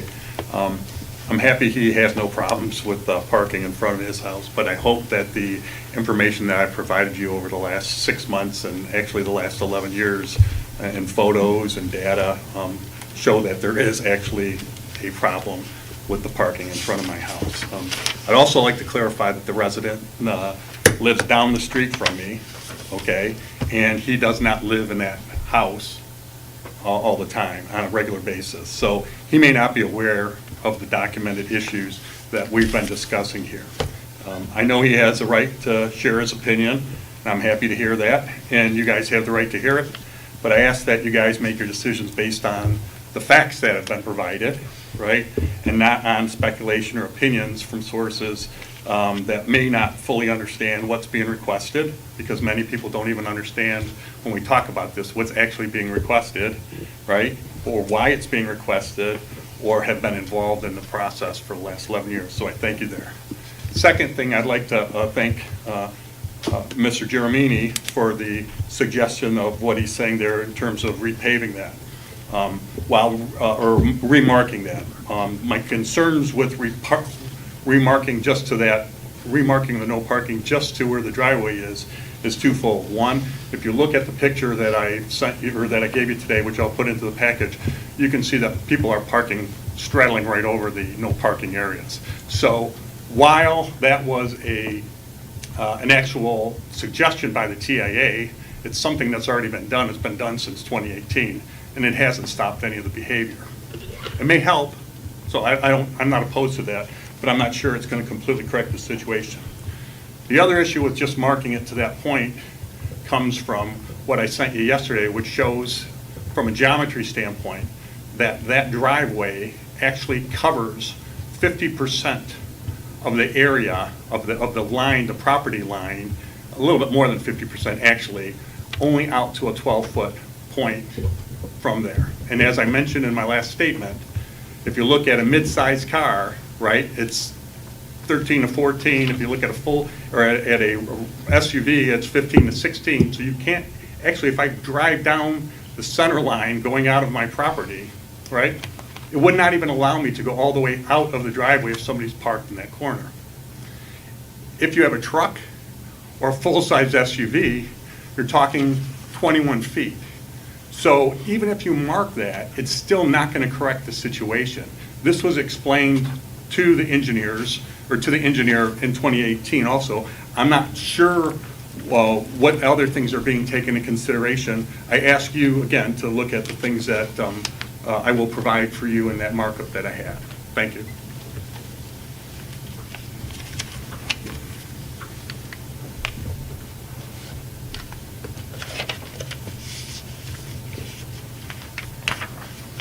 Motion to close. Motion to close. Second. Second by Newman. All in favor? Second call is closed. We have our council liaison reports. Parks and Rec. It's been a busy few weeks. Let's see here, we've got a few things, we just had our dog show a few weeks ago in June. Went well, had a new winner this year. Had some great judges participate, including the Citizen of the Year, Fred Meisner, last year's winner, and a resident who started the new Wolf and Wash business. So it worked out really. Had a great. The winner was quite impressive. He did some pretty cool tricks. So it was a good day had by all. Got some things coming up, of course. Tuesdays in the Park on July 22nd. We will be having the Michigan Schools and Government Credit Union there, and our village police will be attending as well. And it will be the Arctic Crush, is the inflatable that we'll be getting from the RAP program through Oakland County. Garage sales coming up August 7th through the 9th. The fishing contest is August 9th. The flyer's already out for that. We got a blood drive on August 11th from 2 to 6 p.m. right down here. We've got the next Tuesdays in the Park before this council meeting as well on August 12th. And the survey deadline for the master plan is this Friday, so if anybody still wants to get their opinions in about how the parks are looking and everything else, whether you're a resident or not, it does not matter. We take everybody's opinion on that. Please get that in. Again, that's due this Friday. And then finally, of course, we've got the farmers market. We just had our 6th one yesterday. Hard to believe we're already a third of the way through it. Gets a little better every week, it seems to be. Had some very happy vendors this week. A lot of good produce is in. And yeah, so that's every Tuesday through September.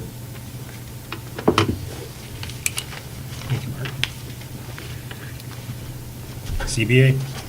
We had one case last month. I believe we have one case this month, and we got our new person on board, so that's good. That will help in terms of making quorum, and that's pretty much it.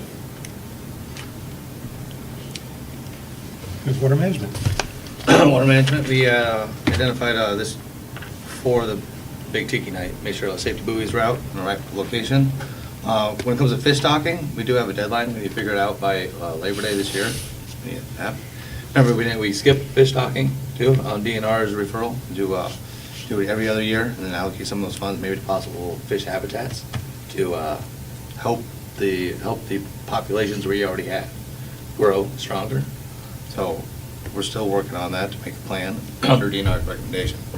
We discussed a couple techniques about again, septic fields, how to extend the life of a septic field, possibly recover it. A couple of these aerator devices. We brought another version in for show and tell real quick for the members.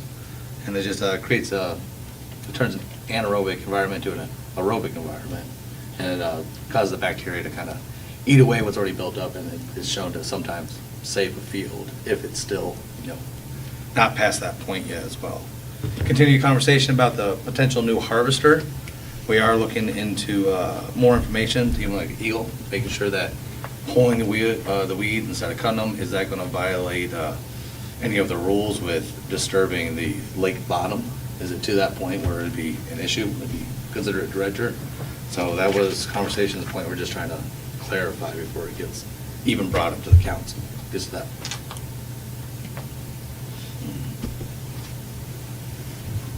Planning. For Planning Commission, we had a special land use request for Behavior for All. You know, this is at the Shepherds of the Lake Church. It's what we've been working on. We approved it a few months ago. We did move forward to approve the site plan for Behavior for All for special land use. We did provide them some conditions. Is one, the temporary fence needs to be 4 foot tall with posts sunk in the ground, 18 to 24 inches deep, and the temporary fence will be replaced with a permanent fence within 12 months of the approval. So if you see it, a temporary one, it will have a permanent one within 1 year. Also, there was an area, which would be on the south side, that needed trees planted to be able to block the line of sight from the condos over there. And then we did approve multiple options. You could have 3 6-foot-tall arborvitae spaced 3 foot apart to create that visual block, or one on center, an 8-foot-tall spruce tree planted no later than September this year to carry out the intent of the special land use. So, went forward. I had a quick question about water board question. With all the issues that we're having with the Spring Lake Heights beach closure, do we know, does Progressive do water testing on the lake itself for E. coli when they're doing all their water treatments? I know we're focused on just what Oakland County is doing at the one beach, but like as a whole, do we know what the quality of the water is? Progressive does. I'm not sure off the top of my head how many times a year, but they do sampling in a couple different areas on the lake. I know they've done, they did testing earlier this year at the Wolverine Lake Manor Beach. And remember last year they did some testing on the far east end of the lake, over past Oak Island, over in the No Wake area in the cove over there. So, but yeah, they periodically do, per contract, they do water quality testing, yes. And then they report the results to the water board and to me, so. And those have been within the regulation of what we're looking at for parts per million? And Some have and some haven't, so. Part of the practical problem with the testing that, practical problem with the testing that Progressive does is, by the time they would come back out to retest and get new results, the test results that they give, they're good to have, but they're of limited use. For example, the county's testing, they will come out and they will test every day to make sure the levels are improving, so.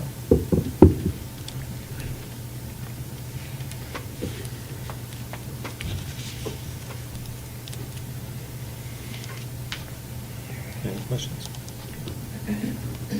Chief? Well, we were blessed with amazing weather once again for Tiki Night, and so, you know, you get the smell of the barbecues and the smokers all afternoon long, so it kind of sets the tone for the fireworks this evening. But we had briefing for the event. We have the luxury of having Lake Green Police agencies send officers to help us out with the monitoring of the activity. So this year we were fortunate enough to have Mission Barbecue sponsor enough. They were partnered with us and they sponsored enough food for 25 people. So I just wanted to thank Vivica and the Mission Barbecue for sponsoring that and donating the meals that we had prior to the briefing. So at 7:00 p.m. we had 22 officers assigned to the Tiki Night event. We had 9 police officers from our agencies. 2 of them were on the boat in the water. 7 Oakland County Sheriff's Department deputies. 2 were on the boat. 2 were on the water in their boat as well. We had 2 DNR officers, both on the boat in the water as well. We had 2 Wall Lake officers and 2 Wixom police officers. In addition to that, we had the Commerce Township Fire Department, who also has a boat. So we had 2 medical personnel out on a boat on the water, and they had 4 officers remaining with their first responder vehicles throughout the city, mainly down there about the launch, just in case something happened with the fireworks and everything else. But so it was a pretty decent, pretty good turnout. We utilized all 4 of our patrol vehicles, including our new Silverado. We had the 2 vehicles that we prepped for the auction. The DPW Gator and Oak Tax 4-man side-by-side for extra patrol throughout these subdivisions and the area. We basically responded to 2 fireworks complaints that were deemed legal because it was not past 11:45. And we had 2 parking complaints that were quickly addressed, one on Laguna and one on Lakeview, which is always an issue, always a concern. As long as we can get an emergency vehicle through there, that's what we're concerned about. We did notice that a lot of the numbers were down. There weren't as many boats on the water this year. There weren't as many people parked in the subdivisions this year, but that was okay. We received no reports of drunk and disorderly, assaultive behavior, drunk driving, or anything of the criminal nature, so I consider that a successful year, successful event. Just wanted to thank the neighboring jurisdictions for showing up and sending officers and assisting us with traffic control, because it gets pretty crazy after the fireworks. People just leave really quickly, so I want to thank them. We currently have 2 vehicles that are on the BidCorp website. I just placed them there earlier today. The 2020 Tahoe is already up to $3,050. It's going to be a 2-week auction, and so in 2 weeks we'll find out where that's going. We'll continue to monitor that. Our 2021 Charger already has a bid of $1,000 on it, and so it was encouraging for me to see the Oakland County at the same time I was placing this on BidCorp. Oakland County had the same year Tahoe on there, but it had 3 times as many miles as our vehicle does, and it was already fetching $8,000. And it had 5 days left on the auction, so I'm encouraged that our Tahoe or vehicles will bring that much money. So, like Councilman Giramini said, we are partnering with the credit union, so we'll have some of our vehicles out there, pass out some of our swag and some food, and have a good time. And that is July 22nd. And so that is all I have for you this evening. If you have any questions I can answer, I'd be happy to.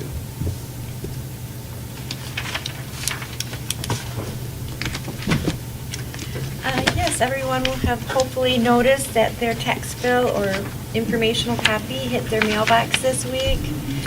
And hopefully you noticed that the millage rate is lower for everyone. We used to have a millage rate for like 40 years of 9.573, and the new rate is 9.4823, and that is because of the Headley millage rollback law. And so that's going to continue to happen. When we originally set our millage rate, we set it at 20, so that we would have many, many, many, many years where we would never have to go back to a vote of the people to ask for a higher millage rate. So it's finally caught up to the village, and it's going to continue to happen. It's not very much, but it's a little bit every year.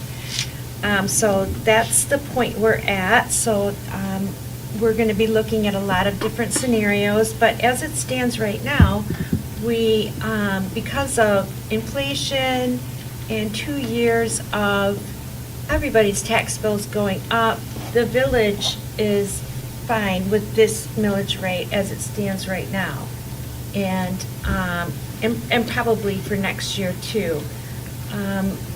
The way it works is people who have lived in their house for a long time, they're capped. They have a taxable value, and they're capped at a certain amount. And it can only go up very incrementally each year. The people that are going to be the most affected are those that purchase new homes, because they become uncapped, and so they're bearing a bigger part of the tax burden than the people that have lived here for a long time. So, and the other thing that's affected taxes, of course, is that we have 9 veterans in our village that do not pay taxes. The one thing they do pay is their trash, because it's a special, it's a different thing. So it's a great program for the veterans, but it's a little hard on a village like us, our size, to have that many people, with exemptions. But it's really good.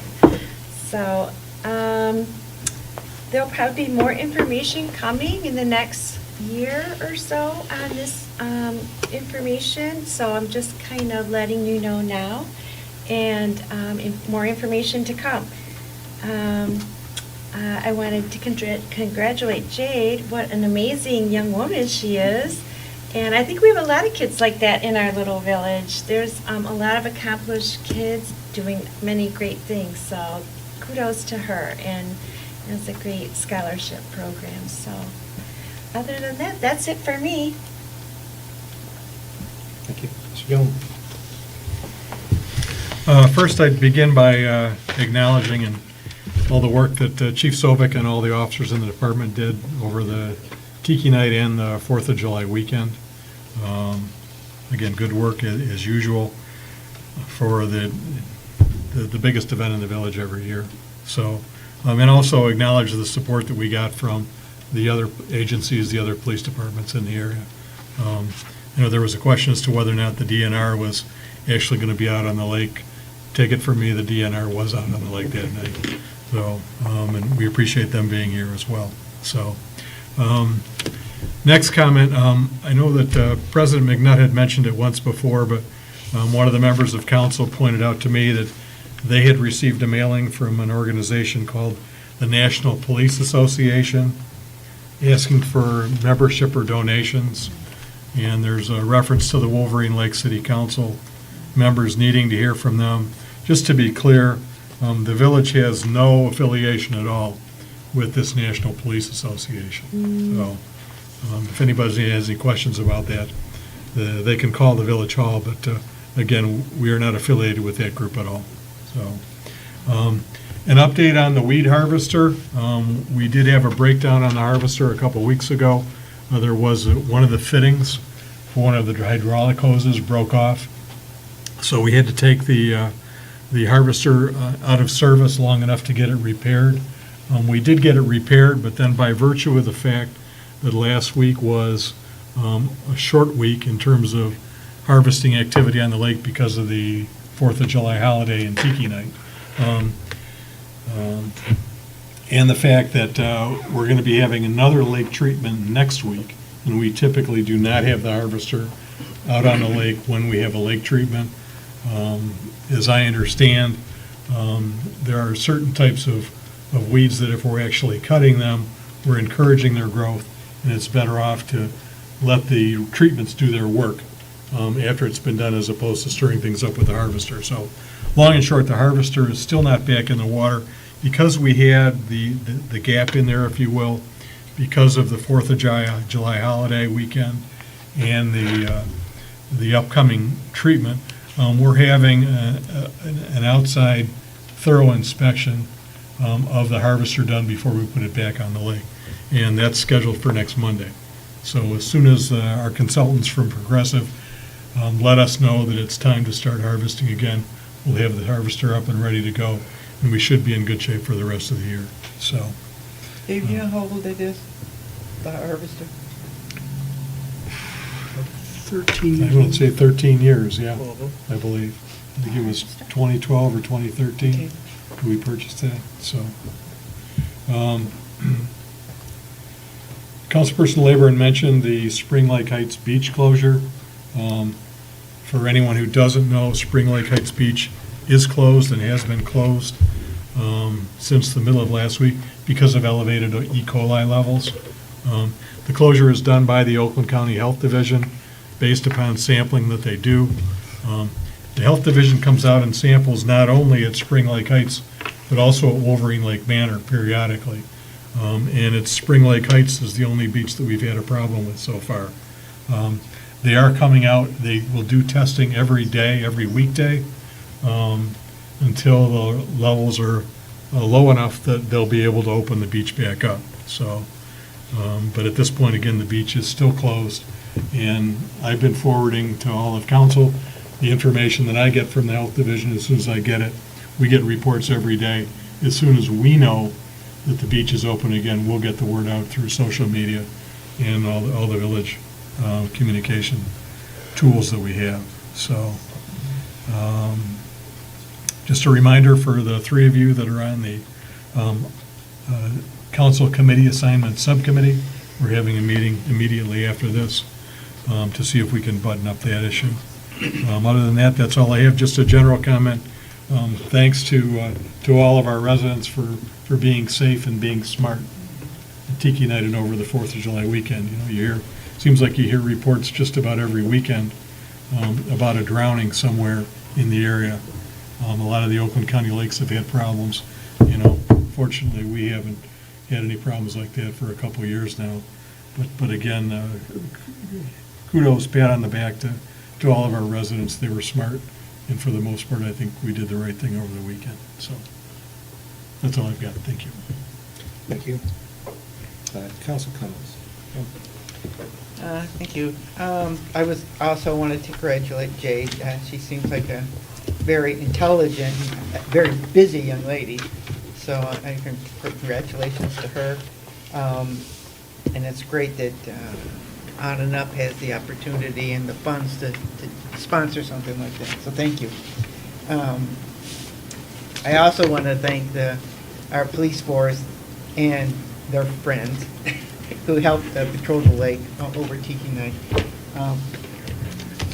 I thought it was the best fireworks we've ever had. I mean, it was outstanding. I loved the two barges going off. They played off one another, and it was just wonderful. I heard there was a small fire afterwards. I mean, I guess that's not uncommon. One for of the all that cakes, fireworks. which is one of the ones that fires low, Yeah. went off early and blew up. And according to Jason, that's nothing new. Yeah. He brushed that off, it was nothing. So, I was curious, I think I read in your letter this month, Chief Sobek, that the men's locker room is done. What's the status of the women's? Waiting for the shower to be tiled, and then there's going to be, they just worked today working on trying to cut through some heavy-duty concrete to get the ventilation from both showers to the outside. Do you have a timeline? Well, it's supposed to be a 5 to 6 week project. Ooh. It's 15 to 16 weeks, so we're still not done, so it's, yeah. Okay. All right. Yeah. Thank you. That's it. Thank you. Congratulations to Jade on receiving this year's Onwards and Upwards Scholarship. Onwards and Upwards is hosting our second annual Back to School Large Bash at Mallow Beach on Friday, August 22nd from 4 to 7. Look for more information on the village website in the coming weeks. Thank you to Mitchell Tarango for his time on our Zoning Board of Appeals. Volunteers of America Michigan and the Detroit Zoo are partnering to provide local students in need of a backpack filled with school supplies along with tickets to the zoo. Registration is required and can be completed on their website. Backpacks will be available for pickup for students at the zoo on August 13th.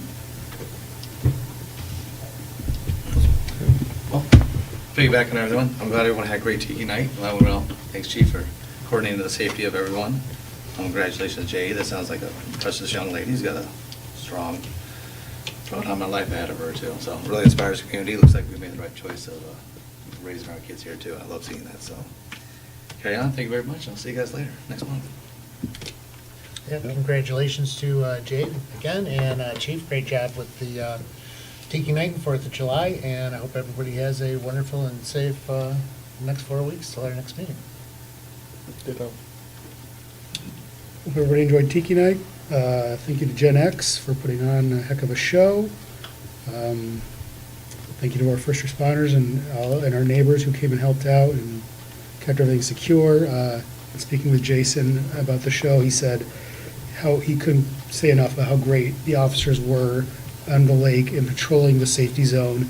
And particularly there was one boat that wasn't cooperating with them, and as soon as one of the police came through, all of a sudden the space was made. And also thank you to the Wolverine Lake Party Store for hosting Gen X's barges for a few days. They were really helpful the day of as well. Anything they needed, they got. So I know Jason was really appreciative of all their help. And finally, congratulations to Jade. I've known her since she was about 5. Lives up the street from me. And yeah, she's been a great volunteer for a lot of Park and Rec events. And she's going to U of M, so she's on the right path. There's some people that wouldn't agree with that.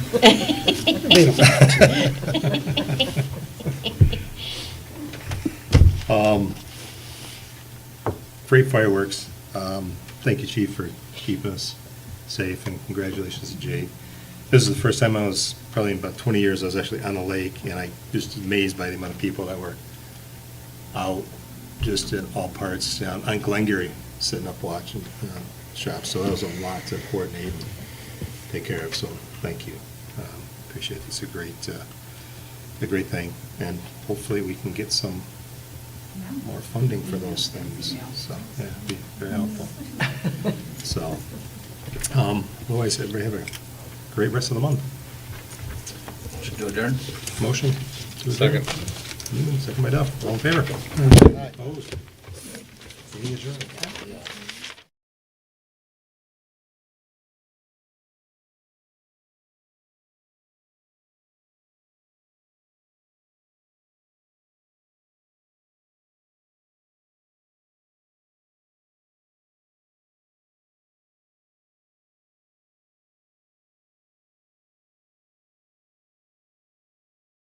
Sure.